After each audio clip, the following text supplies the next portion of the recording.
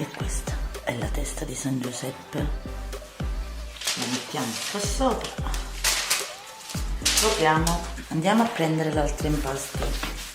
Vediamolo un po' perché si è asciugato, è facile che si asciuga perché è poco idratato. Andiamo a formare un rotolino e che poi appiattiremo con il mattarello per andare a formare il bastone di San Giuseppe. Quindi adesso dobbiamo andare a decorare il nostro bastone. Faremo dei cordoncini aiutandoci con la rotellina dentellata, dei solchetti sul nostro bastone e anche dei fiori che vi mostrerò come fare.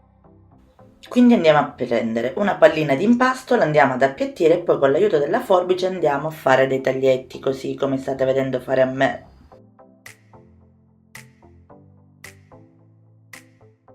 E poi in mezzo a questi taglietti con l'aiuto della forbicina andiamo